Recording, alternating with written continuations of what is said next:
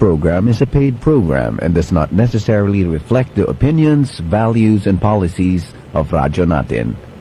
Radyo Natin shall not be held liable for any views or opinions expressed during this program. Ipan ang pagkakaiyong ilakas, Jesus muling darating.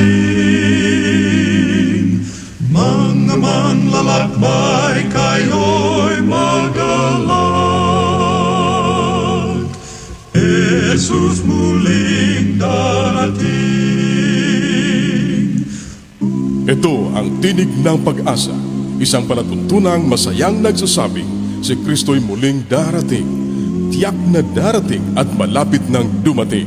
Kaya't kaibigan, pumadakang siya'y salubungin. Siya'y darating, siya'y darating, Jesus muling darating. Okay, sa pong mapagpalang umaga sa ating mga magigiliw na tagapakinig ng Tinig ng Pag-asa. Ang Tinig po ng Pag-asa ay natin sa atin sa panguna ng Adventist World Radio, ganun din po ng Adventist Community Services. Ang inyo pong lingkod kay Kristo, makakasama sa loob ng isang oras si Brother Johnny Flaviano Labarta po ang inyong makakasama sa ating pong pag-aaral ng salita ng ating pong Panginoon. No? Isa pong magandang umaga sa lahat ng kanila pong makabubukas na po kanilang mga radyo. No? Tayo po ay mapapakinggan sa radyo natin, no? San Jose. Ayan. Mapapanood din po tayo sa FB, no? Sa 11.7 radyo natin sa San Jose. No? Ako po inyong mapapanood at mapapakinggan sa ating radyo, no? Yan, ano man po ang inyong kinabalahan, ano man po ang inyong ginagawa sa kasalukuyan, ay inyo po kung samahan sa pag-aaral ng salita ng ating Panginoon, mamaya-maya po, no? At sa naabot ng himpilang ito, ay isa pong mapagpalang umaga ang pinapabot ng Tinig ng Pag-asa, no? Good morning po sa mga oras na ito, sa ating pong mga nakikinig sa programa ng Tinig ng Pag-asa, no? Akin mo nang babatiin ang ilang mga pagbati, no, sa ating programa sa Tinig ng Pag-asa sa buong Quezon, no. Good morning po sa inyo, sa aking may bahay kay Ira no. Alabarta, yan. Medyo nabubulo lang inyong abang lingkod, no, mga kapatid. At sa buong proper, no, ng Naibuan, no. Good morning po diyan. At ganoon din po sa lahat po ang nakikinig diyan, no. Good morning po sa inyo. Ganoon din po dito sa bayan ng San Jose. Good morning po sa ating pong palingkid dyan sa Labangan, no? Good morning po. At ganoon din po sa Bais family, Media Diary family, no? Binabati ko rin po ang ating pong mga nagkinig, no, sa ating programa, no? At dyan din po sa Naitan, no? Good morning kay Nanay Opel, Media Diary, no? Good morning po. At sa Batasan Church, sa ating pong mga kapatiran dyan, no? Good morning po sa inyo. At ganoon din po sa Espanyola family, no? Good morning dyan sa Naitan, no? Kay Noel, no? Espanyola, no? Good morning po. At sa lahat po, no, na hindi ko nabanggit, isa pong mapagpalang umaga sa ang pinapabot ng Tinig ng Pag-asa. Ayan po. At mamaya-maya po tayo po ay mag-aaral, no, mga kapatid. Bagong lahat yan ay tayo muna ay makikinig, no, ng isang awitin. Pagkatapos po tayo ay mananalangin, no, mga kapatid, no. Tayo muna po ay makikinig ng isang makalangit na awitin.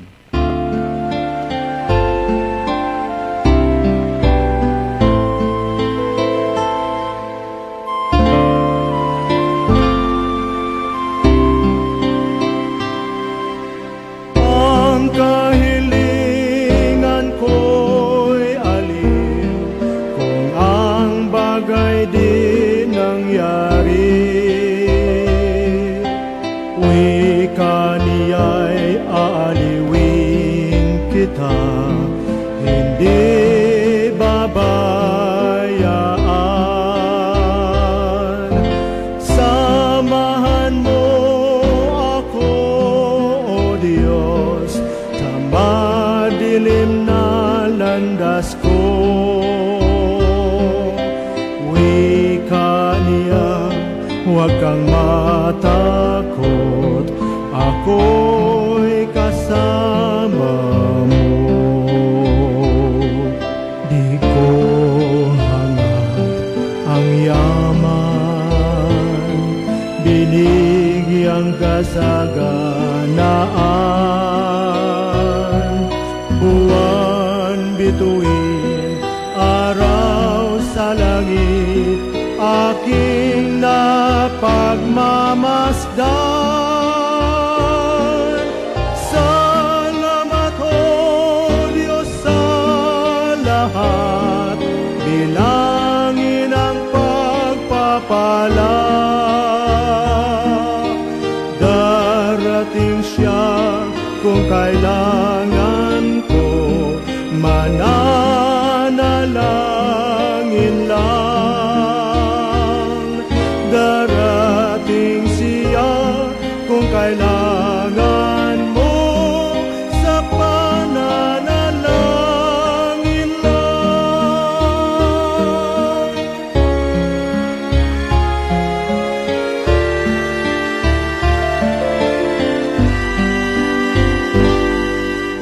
Ang kahilingan ko'y aliw kung ang bagay di nangyari. Wika niya'y aliwin kita, hindi babayaan. Samahan mo ako, O Diyos, sa madilim na landas ko. Wika niya, huwag kang matakot, ako'y kasama mo. Di ko hangad ang yaman, binigyang kasaganaan. Buwan bituin, araw sa langit, aking napagmamasdan. Salamat o Diyos sa lahat, bilangin ang pagpapala. Darating siya kung kailangan ko, mananalangin lang. Darating siya kung kailangan mo, sa pananalangin lang.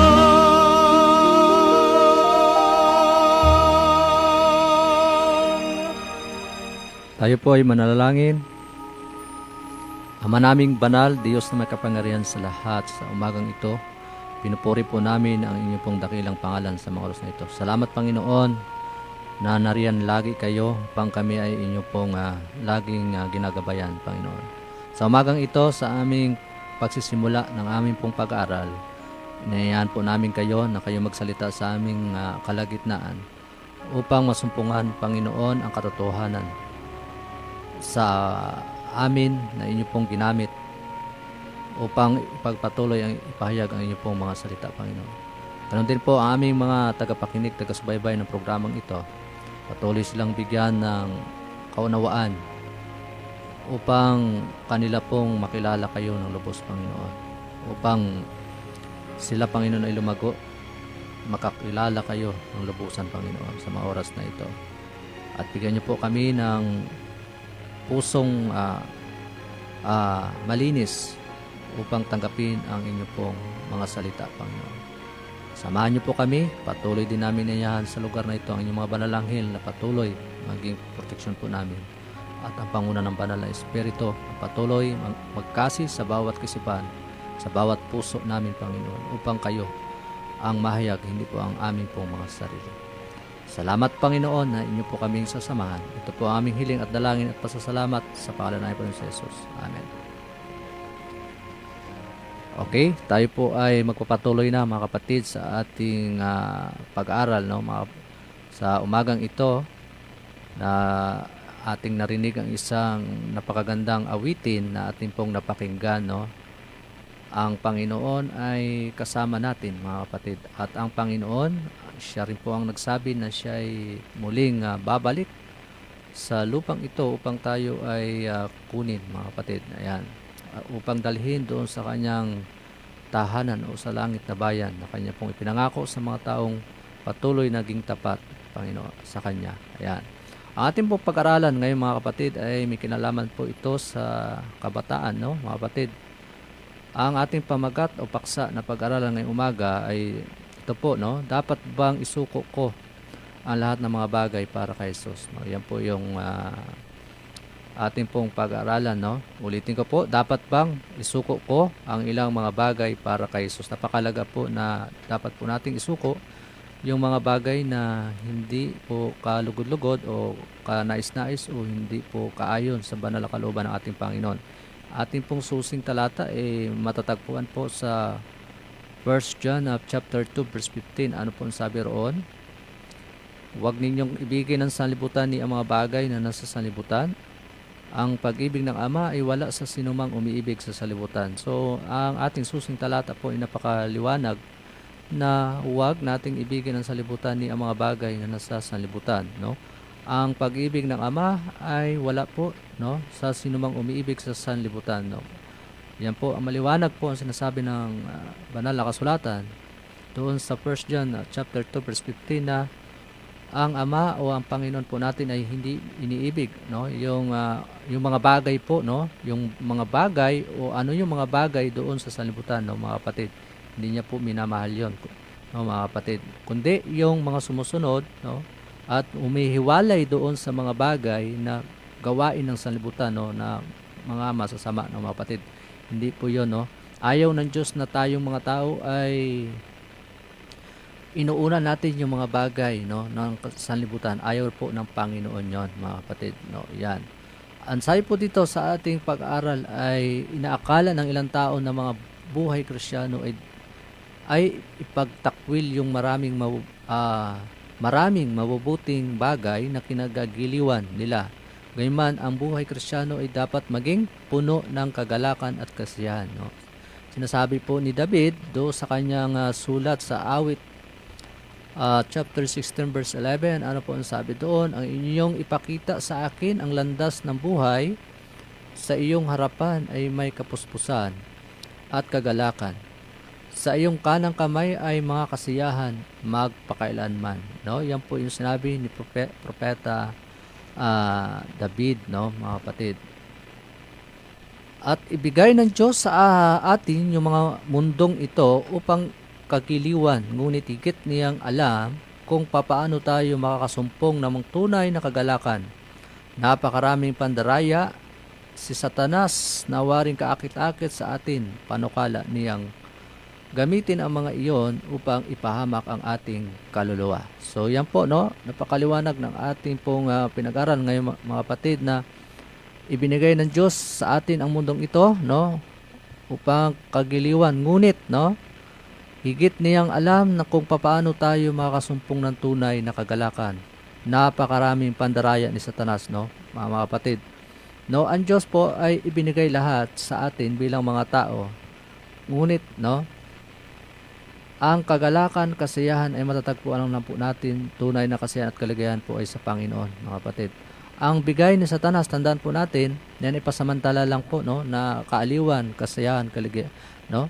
Yan po ipasamantala lang po, mga kapatid, na kanya pong yan po yung kanyang gagamitin upang tayo ay maakit, no, yung mga gawa ng makamundo o sanlibutan ito, mga kapatid, no, na hindi kalugod-lugod, no, sa ating pong mahal na Panginoon, no. Mayroon pong pamantayan, no, yung ating pong Biblia, no, para masunod natin yung kalooban ng ating pong mahal na Panginoon, mga kapatid. Una po, no, sa anong uri na pamumuhay dapat masumpungan ng isang kabataan, no?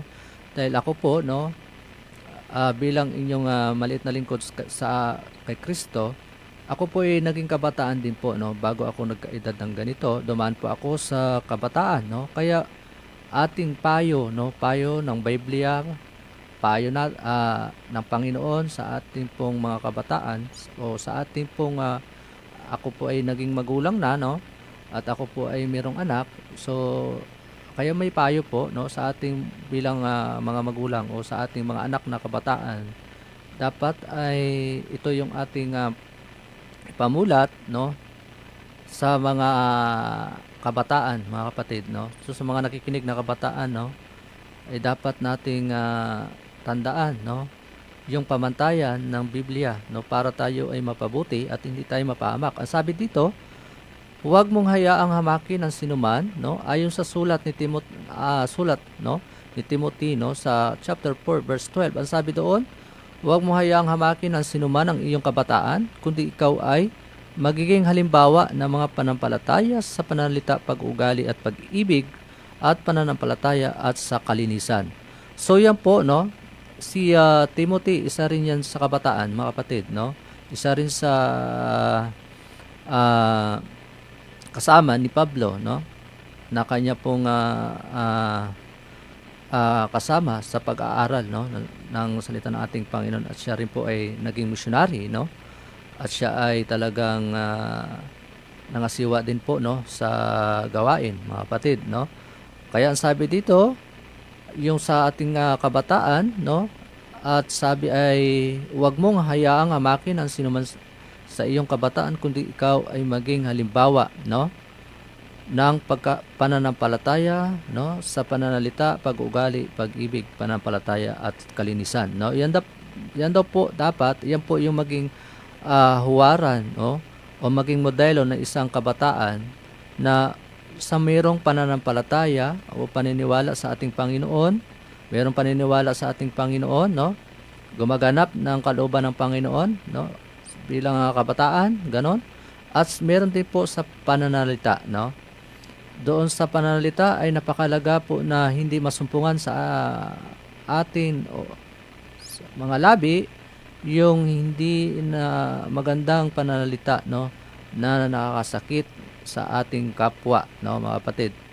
Napakalaga po ng pananalita na may nahon, no, at hindi nakakasakit sa ating kausap, no, o sa ating pong pananalita, no. Kahit sino man yung ating kausap, no, ay hindi masumpungan na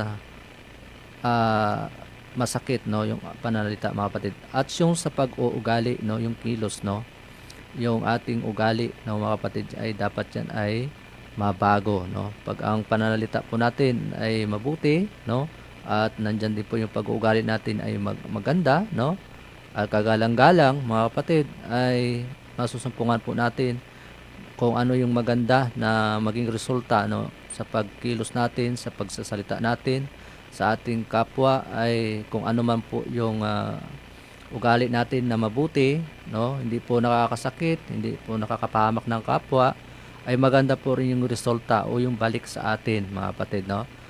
Kung pangit, no, kaya nga sabi ay pag kung ano po yung ating itinanim, no, pangit din po. Kung maganda yung ating tinanim, maganda rin po yung aanihin, no. Pag pangit po yung tinanim natin, pangit din po yung ating aanihin, no, mga kapatid. Ganun po, no. At meron tayong pagmamahal, pag-ibig, no, sa ating Panginoon, sa ating kapwa, o sa ano pa man, sa ating mahal sa buhay, mga magulang, kapatid, lahat po, no. Meron tayong pagkakaisa, pagmamahal sa bawat isa sa atin. Yan po yung napakaganda, no, mga kapatid. At ano po? May pananampalataya, no. Yan. At sa kalinisan, no. Kailangan ay makita sa atin, no, na yung kalinisan, no, wala pong batik, no, dungis, no, sa ating pong pagkatao, no. Yan, mga kapatid. Ayan. Sabi to, huwag mong ipatong na kadalian yung iyong mga kamay sa kanino man, o niwag kang magkikiisa sa mga kasalanan ng iba. Panatilihin mong malinis ang iyong sarili. So, mabasa po natin sa 1 Timothy 5:22, no, na sabi doon, huwag mong ipatong na madalian ang iyong mga kamay sa kanino man, ni huwag kang magkikiisa doon sa kasalanan ng iba. Ayan. So, mga kapatid, napakalaga po yan, no, na huwag tayong makisangkot, makibahagi sa mga taong gumagawa ng mga pagkakamali o pagkakasala, no, mga kapatid. Panatilihin po natin na tayo ay kaakit-akit, no, malinis, no, malinis, walang batik, walang kulubot, no, yung ating sarili, na meron tayong Diyos, no, na ating pong sinusundan, no. Meron po tayong Diyos na ating pong modelo o huwaran po natin, no, ang ating pong Panginoon. Ayan. Sinabi po ni Pablo sa mga kabataan ay dapat maging halimbawa, saan po? Sa salita, sa gawa at pakikipag-usap. May dahilan kung bakit dapat mga kabataan ay maging maingat, no? Maingat po, no? Yang kailangan talaga ay maging maingat do sa ating mga kabataan ay marami pong talagang mapusok, no? Aggressive, no? Talaga ay yan po dapat ay iwasan, no? Doon sa mga kabataan. Ako po ay naging kabataan din po, no? Matindi yung aking pinagdaanan bago ako makatungtong sa edad na ito, no? Bilang naging kabataan din po ako, talaga matindi yung aking dinanas na talagang dyan po yung trouble, yung makisangkot sa away, sa grupo, no? Nakakatakot, no? Talagang dadalhin tayo sa kapahamakan. Maganda po sana kung yung ating mga makakagrupo o yung ating mga kaibigan ay dadalhin tayo sa mabuti, no? Papaano po kung dadalhin tayo sa kapahamakan, no? Papaano na, no, mga kapatid? Kawawa naman po yung ating mga magulang, no, mga kapatid. Ayan, no? Lalo yung mga nag-aaral, no, mga nag-aaral ngayon sa ating mga paaralan, no? Ay matindi yung matindi ang akit ng mundong ito, no, ng sanlibutan ito, no, para mapahamak tayo, mga kapatid. Kaya do sa mga kabataan, no, dapat, no, sabi ng Bible, pamantayan ng Biblia, no, na yan po yung ating maging huwaran, no? O yan ang dapat nating maging huwaran ng ating Panginoon, no? Makita sa atin yung mga bagay na nabanggit ko kanina, no, mga kapatid, no? Dapat ito yung ating maging gawa, no? Sa ating pong pagsasalita, no? At sa ating pong mga gawa at kipag-usap upang tayo hindi makaapak ng ating kapwa o makasakit ng ating pong kapwa, no, mga kapatid. Ayan. Sabi sa Mateo, no, chapter 5 verse 8, mapapalad po yung may malinis na puso sapagkat nakikita po nila yung Diyos, no. Iyan po ang itanim dapat, no, sa ating pong mga kabataan, sa ating mga puso, no, na dapat ay mayroon tayong malinis na puso, no, upang makita natin ang ating pong Panginoon. Ayan. Sabi ito, iwasan natin yung lahat ng mga bagay na malalayo, no, sa atin na makakapamumuhay ng malinis upang tayo magkaroon ng walang hanggang buhay kasama sa Jesus. Ayan po. Napakalaga po na ating sundin ito, no, upang tayo ay mapapabuti, no. Ito po yung paalala sa atin ng ating pong Panginoon. Ayan. Pangalawa po, no, papaano ipapaliwanag ni Juan kung ano yung dapat at hindi dapat gawin ng isang kabataan, no, mga kapatid. Sabi dito, mga anak ko'y susulatan ko sapagkat inyong nakikilala ang Ama. Ang mga ama, kayo'y sinulatan ko sapagkat inyong nakikilala siya. Nagbuhat pa ng pasimula, mga kabataan, kayo'y sinulatan ko sapagkat kayo'y malakas. At ang salita ng Diyos ay nanatili sa inyo at inyong dinaig ang masama. Huwag ninyong ibigin ang sanlibutan ni ang mga bagay na nasa sanlibutan.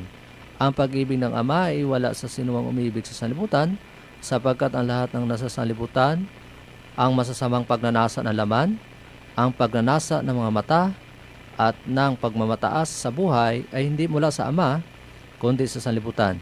Ang sanlibutan at ang pagnanasa nito ay lumilipas, ngunit ang gumagawa ng kalooban ng Diyos ay nanatili magpakailanman. Yan, mga kapatid, napakaganda ng ating nabasa dito sa aklat ng Juan 1, no?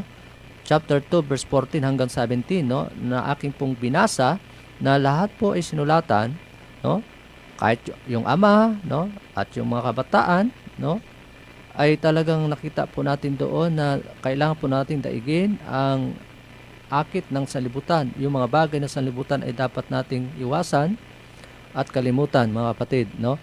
Hindi iniibig ng Diyos, no, yung gumagawa ng mga bagay na sanlibutan, no. Galit, tandaan natin, galit ang Diyos sa mga taong gumagawa, no? Hindi po siya galit sa tao, kundi galit siya doon sa mga bagay sa ginagawa ng tao na mga kasalanan, mga kapatid. Yan. Doon po siya nagagalit, mga kapatid, ang ating pong Panginoon. Kaya inaalis tayo doon, no? Sabi doon, nabanggit kanina yung pagnanasa, no? pagnanasa ng laman, o alam na po natin yung pagnanasa ng laman, napakarami po yan, no? Pagnanasa ng mata, no? At pagmamataas sa buhay, no? Dapat hindi po sa atin masumpungan yon, mga kapatid, no? Yan, lalo sa ating mga kabataan, no? Yan. At sabi dito, pansinin, yun ang dapat hindi po natin gawin, no? Pansinin yung mga bawat bahagi ng talatang ito, no? Dapat tayong maging malakas. Napakaraming mga bagay na hindi natin maaring gawin na ipinapalagay ng matuwid ang sanlibutan. Sanlibutan. Ang kalibugan ay masamang pagnanasa at lahat ng masasama ay hindi dapat ginagawa ng sanlibutan. Pati na yung mga nakahumaling na kalayawan nito at ng paghahanap, no? Ayan, pagpapahanap, no? Ng kalayawan ay lilipulin, ngunit ang tatanggap kay Jesus na kanyang patnubay ay mabubuhay magpakailanman, no? So nakakalungkot na mga kapatid kung tayo gumagawa ng mga bagay na ito sa nabanggit, no, yung kalibugan at pagnanasa, no, yung masasamang pagnanasa ng lahat ng masasama ay hindi dapat natin ginagawa, no? Ay ito po ay sa sanlibutan ito ng mga kapatid, yung pati yung mga nakakahumaling na kalayawan, no, nito ay yan po ay nagpapahanap, no, ng kalayawan ay dilipulin po, mga kapatid, no? Nakakalungkot po, no, pag nasumpungan sa atin itong mga bagay na ito, ay tayo po ay sama-samang lilipulin, mga kapatid, susunugin, no, mga kapatid. Pero yung tayo ay sabi diyan, ngunit, no, yung tatanggap sa ating Panginoon ay sabi doon, ang patnubay ay mabubuhay magpakailanman, no? Ito po yung dapat nating naisin, atin ilagay sa ating isip, no? Hindi tayo ililigtas ng mga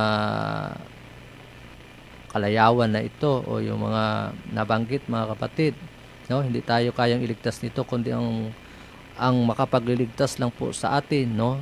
Tanggapin ang ating pong mahal na Panginoon sa Jesus.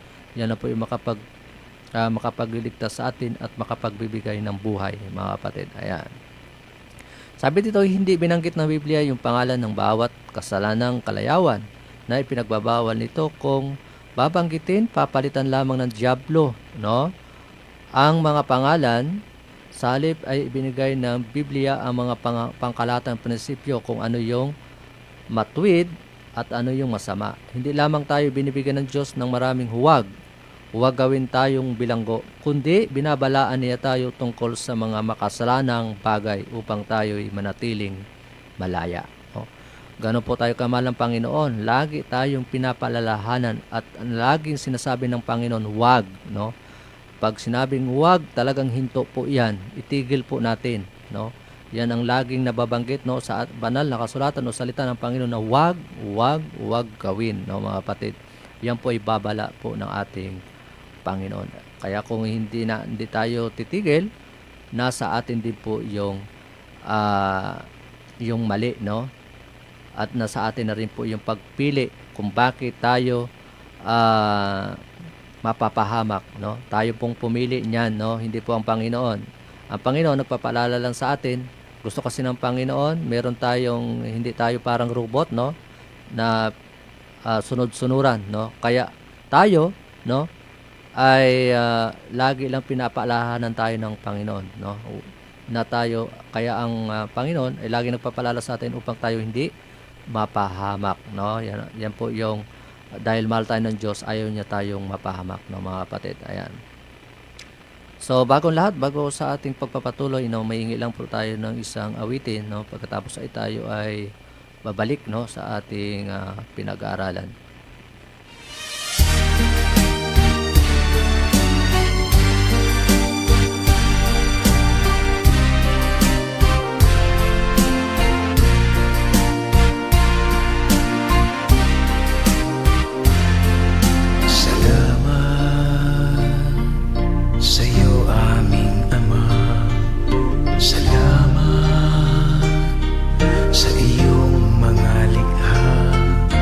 Salamat sa liwanag ng araw at buwan.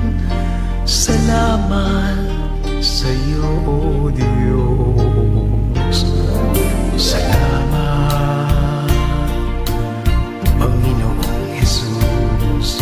Salamat sa iyong pagliligtas. Salamat sa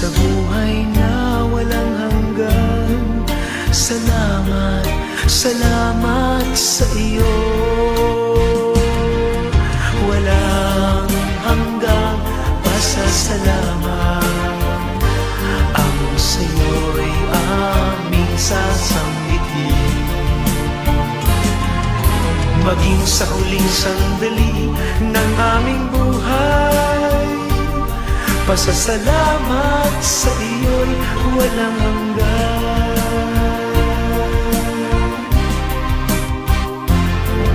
Salamat, Espiritong Banal. Salamat sa liwanag ng buhay. Salamat sa walang hanggang patnubay mo. Salamat sa iyo, Diyos. Salamat sa mga magulang ko. Salamat sa mga kapatid ko. Salamat sa lahat ng kaibigan ko. Salamat, salamat sa iyo. Walang hanggang pasasalamat ang sa'yo'y aming sasambitin. Maging sa huling sandali ng aming buhay, pasasalamat sa iyo'y walang hanggan.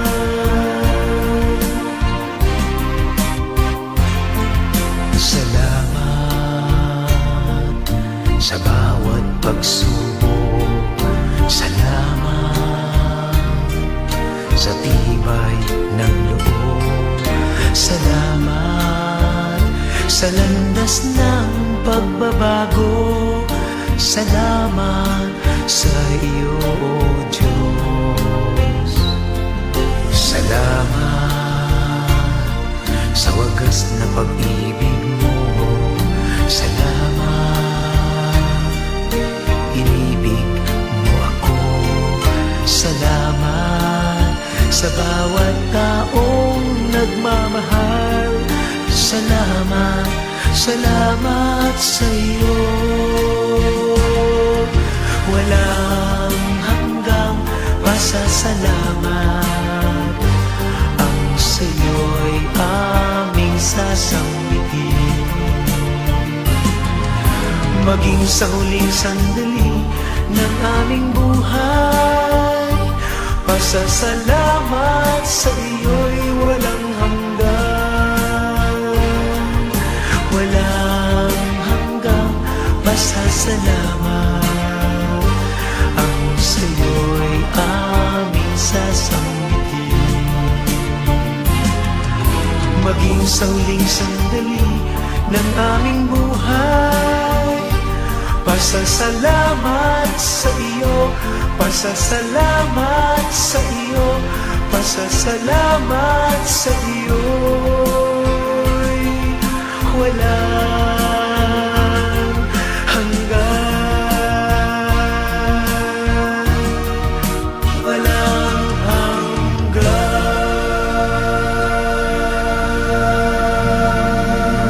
Amen, no? Yan po, no? Na ating napakinggan ang isang napakagandang awitin na makalangit na ating pong napakinggan. Walang hanggang pasasalamat. Ayan. So tayo po ay magpapatuloy na mga kapatid, no?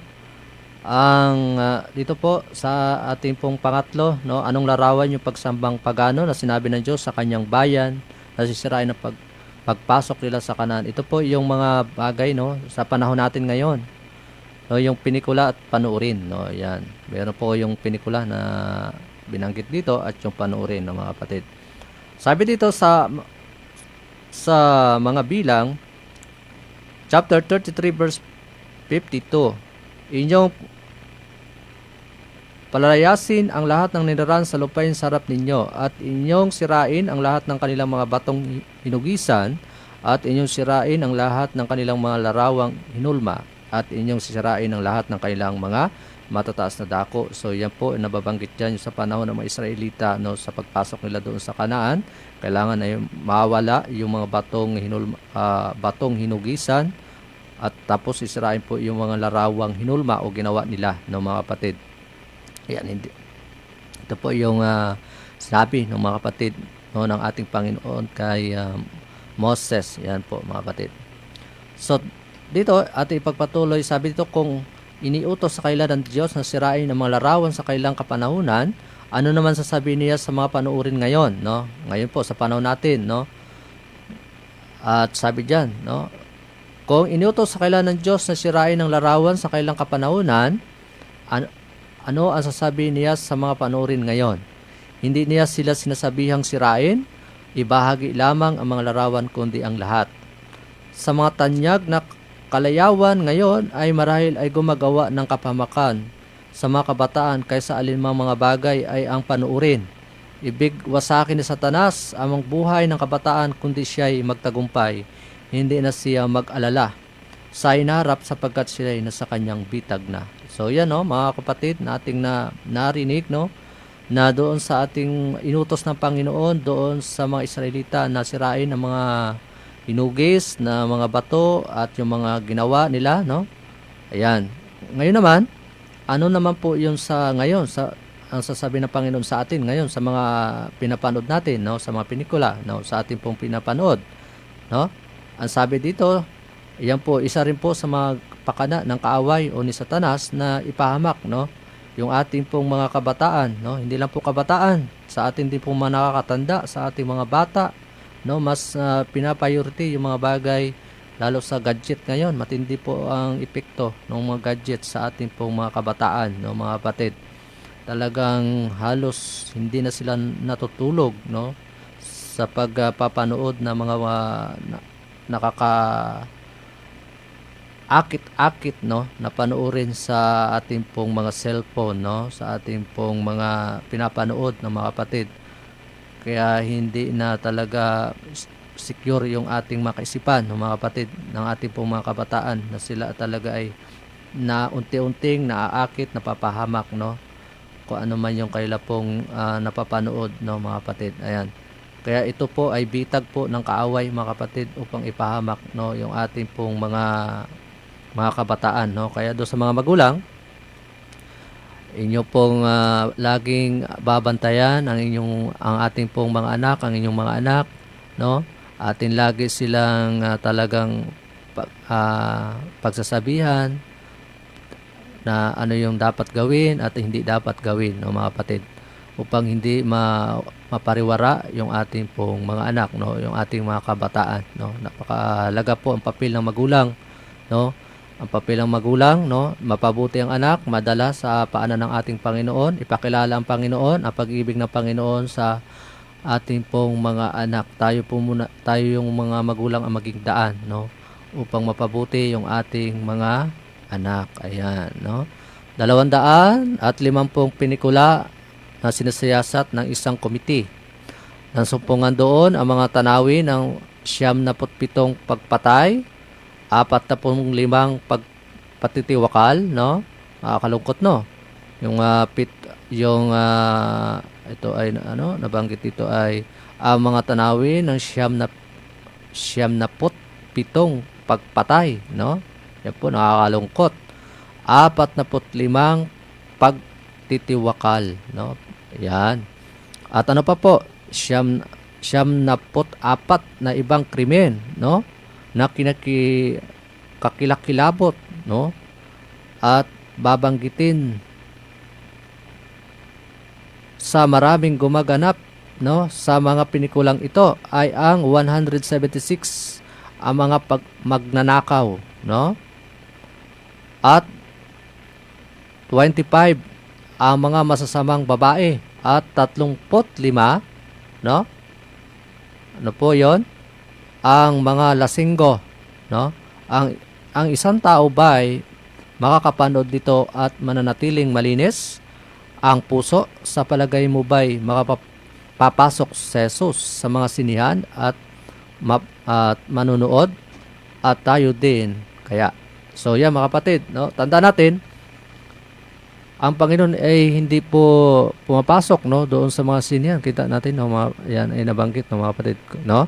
Ang Panginoon ay hindi po Panginoong Hesus nung siya ay sa lupa, hindi po siya nakikibahagi sa mga bagay na ito, no, mga kapatid. Yan ayon po sa pag-aral, no, mga kapatid, nakita po natin yung ayon sa pag-aral, no, ng dito sa nabanggit na mga bagay na ito, no, mga kapatid, ito po talaga yung porsyento ng mga kapatid na nangyayari, no, pag meron tayong mga napapanood, no, na hindi naman maganda, no, apektado yung ating kaisipan, yung ating puso, no, ay minsan ay tawag ito nagiging tularan, no, yung mga bagay na kung ano man yung napapanood natin ng mga kapatid. Ayan, ating pong ginagaya, no, mga kapatid, no. Ayaw ng Panginoon, mga kapatid, na ito ay kung ano yung nakikita natin, napapanood natin ng mga pangit, ay huwag po talaga natin gayahin, lalo sa mga kabataan, no, mga kapatid. Talaga tayo ay ayaw ng Panginoon, no, mga kapatid, na ganon, no, tayo o mga kabataan, mga kapatid, kahit tayo po mga nakakatanda, no, na gumagawa tayo ng mga bagay na ito. Ayan. Sabi ito sa 1 John chapter 2 verse 6, ang nagsasabing siya ay nanatili sa kanya ay nararapat ding lumakad gaya ng kanyang paglakad, no. So kung tayo ay kay Jesus, tayo nanatili sa Panginoon, dapat po ay lumakad tayo na ayon sa kanya pong banal na kalooban, no. Ang ating Panginoon ang ating modelo. Tanda natin, ang Diyos ang ating modelo, wala na pong iba, no.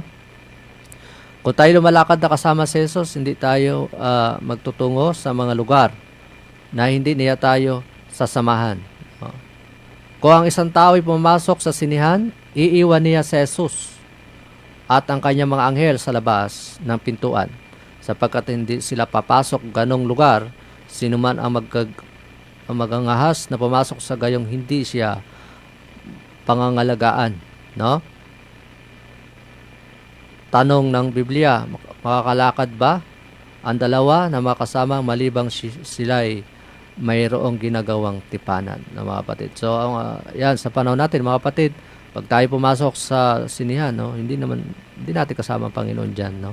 Iniiwan natin ang Diyos pag tayo ay nandoon, no, sa mga bagay na ito, no? Iniiwan natin ang Diyos, no, mga kapatid. Ayan, yun po talaga yung sinasabi ng banal na kasulatan, mga kapatid, no? Ayan. Sabi to, may mga pelikulang tungkol sa paglalakbay, buhay, mga hayop, mga industriya, mga balita at iba pa na hindi masama, no? Ayan. Ito po yung dapat nating pakinggan, no? Sabi ito, masasama kung pinalalabas sa paaralan o sa gusaling pampubliko, ngunit huwag itutungo sa mga sinihan upang makita ito. Ang mga larawan pa lamang na makikita sa labas ng sinihan ay nagpapahayag kung ano ang nasa loob nito. Ayan, meron po ng mga nakapaskil yan, kung ano yung mapapanood, no? Ayan. So, alam na po natin. Ayan, dapat isipin natin kung ito ay mabuti o masama. Ayan. Sa pagpapasya kung saan magtungo at ano yung gagawin, itanong sa iyong sarili, ano kaya yung gagawin ni Jesus? Ikaw at si Jesus ay dapat magkasundo sa mga bagay na iyong ginagawa, mga bagay na iyong pinapanood at lugar na iyong pupuntahan. Kayo ay makakasamang lumalakad. Yan po ang dapat nating isipin, no? Dapat magkasundoan tayo sa Diyos, no, mga kapatid. Pagkasundo natin yung mga bagay na ating pong ginagawa, kung ito ay gusto ng Diyos, ayaw ng Diyos, no? At ganoon din sa ating pinapanood, ito ba'y gusto ng Diyos o ayaw ng Diyos? At doon sa mga lugar na ating pong pinupuntahan, ito ba'y gusto ng Diyos, no, na ating pupuntahan o ayaw? Dapat isipin po natin, no? Tanong natin sa ating sarili, ito ba'y gusto ng Diyos na ako'y papasok dito? Gusto ba ng Diyos na ako'y pupunta dito? Gusto ba ng Diyos itong mga bagay na aking ginagawa? Ayan, dapat lagi nating sasabihin natin sa ating Panginoon. Ayan. Ang sunod po natin, pang-apat, sino yung pasimuno ng lahat ng maruruming katha at kasinungalingan, no? Sino po yung pasimula, no? At sino po yung namumuno, nagpasimuno, no, sa maruruming katha at ang kasinungalingan, no? Kaya sabi dito sa aklat ng Juan, chapter 8, verse 44, kayo mula sa inyong amang dyablo at nais ninyong gawin ay ang kagustuhan ng inyong ama. Siya ay isang mamamatay tao buhat pa ng pasimula at hindi naninindigan sa katotohanan sapagkat walang katotohanan sa kanya. Kapag siya ay nagsasalita ng kasinungalingan, siya ay nagsasalita siya ayon sa kanyang sariling likas, sapagkat siya ay isang sinungaling at ama ng kasinungalingan. Tinutukoy po dyan si Satanas, no?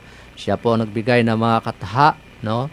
At keso ng kasinungalingan, no, mga kapatid, no? Sa tao siya nagasik yan, no, mga kapatid. Ayan, kaya tanggalin po natin yan, yung maruruming kataha, no?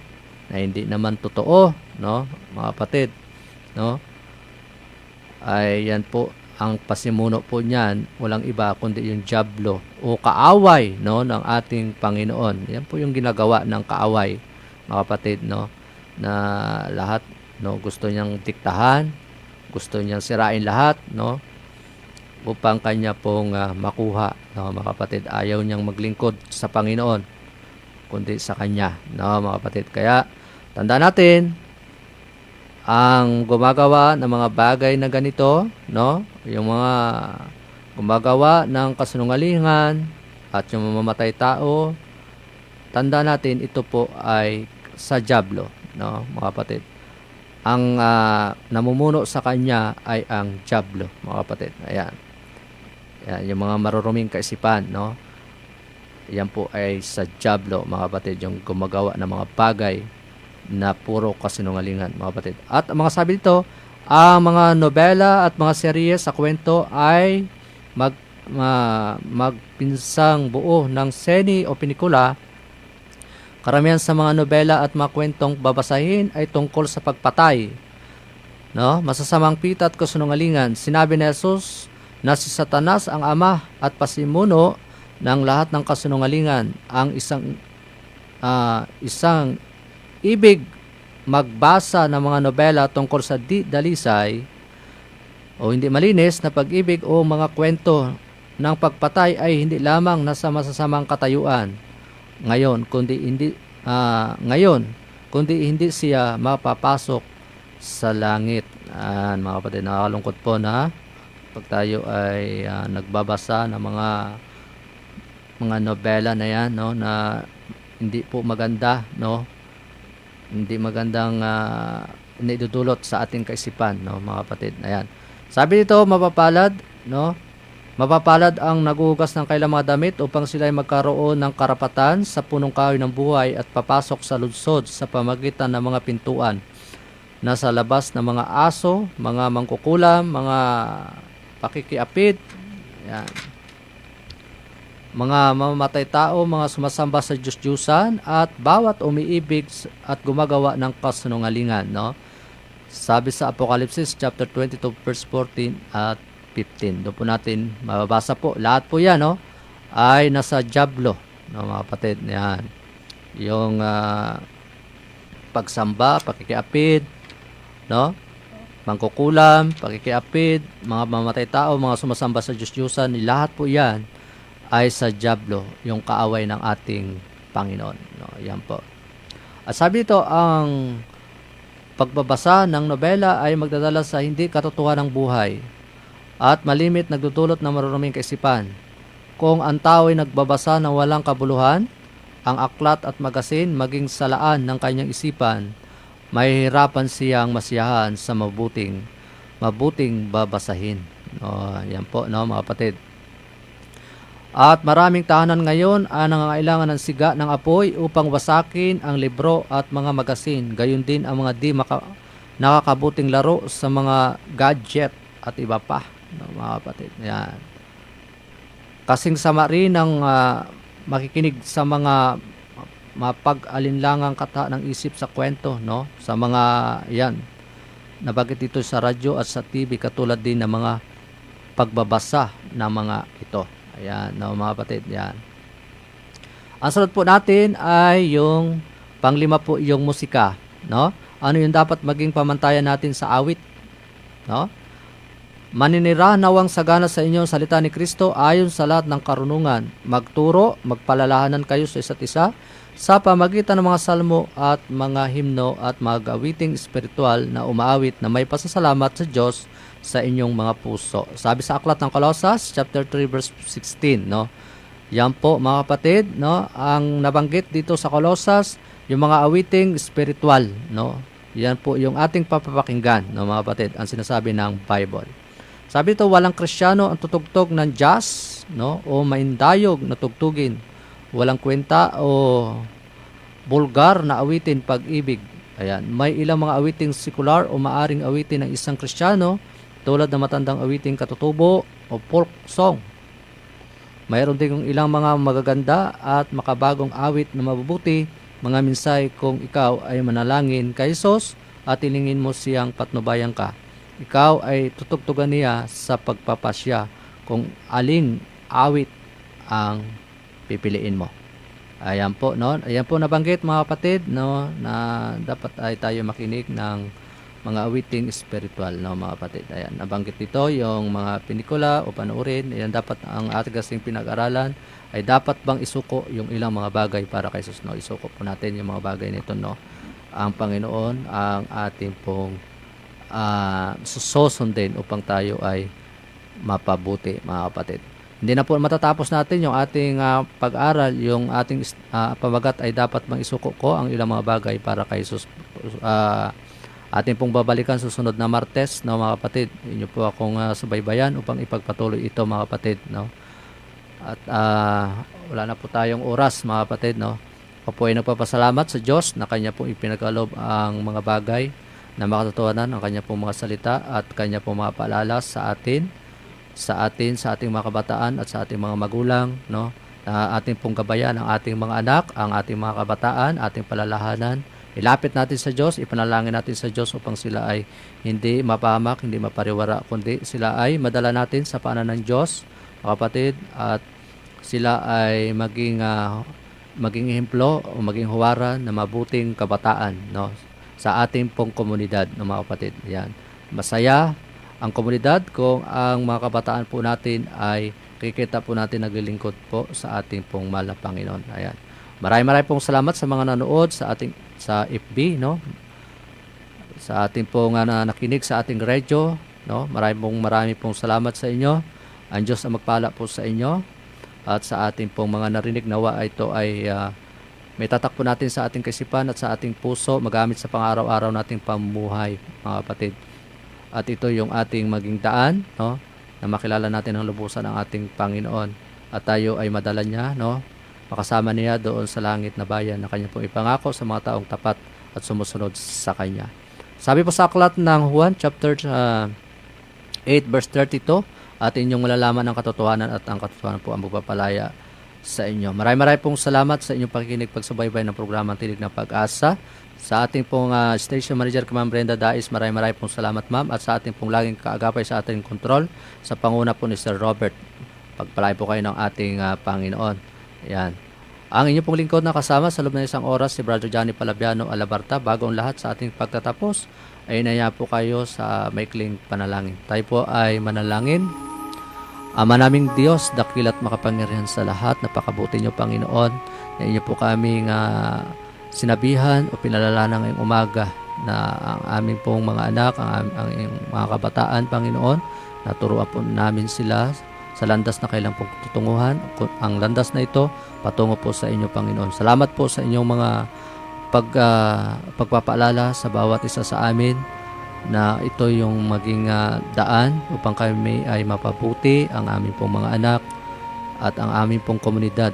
Kung ang mga kabataan ay makita po namin na sila ay masumpungan na naglilingkod at sumasamba sa inyo pong banal na paanan, Panginoon, upang lumago, no, ang aming pong mga anak, ang mga kabataan sa panahon po namin at susunod pang mga panahon sa susunod pang mga henerasyon, Panginoon. Salamat po na inyo po kaming sinamahan sa pag-aaral na ito at ganoon din po, Panginoon, pagpalain, Panginoon, ang istasyong ito na patuloy ginamit na kasangkapan upang ipahayag ang inyo pong mga salita. Inyo po silang pagpalain, ipagkalob ang mga pangailangan, ilalayo sa anumang karamdaman at upang patuloy pang magamit ito sa inyo pong ikatatapos na gawain, Panginoon. At maraming po salamat, ganoon din po sa aking pag-uwi. Patuloy din akong humingi ng inyong pong pag-iingat, paggabay ng banal na Espiritu at ang inyong mga banalangin ang maging proteksyon po namin habang kami, Panginoon, ay naglilingkod sa inyo, at pagpalain din, Panginoon, ng buong mundo at ang buong Occidental Mindoro at lahat ng mga nasa banig ng karamdaman. Inyo po silang bigyan ng kagalingan at kasiyahan na sila man ay gumaling at patuloy pa sila makapaglingkod sa inyo, Panginoon. Ganoon din mga nagbibiyahe, patuloy ingatan. Maraming pong salamat. Ito po ang aming hiling sa aming pong mahal na Panginoon, sa pangalan ni Jesus. Amen.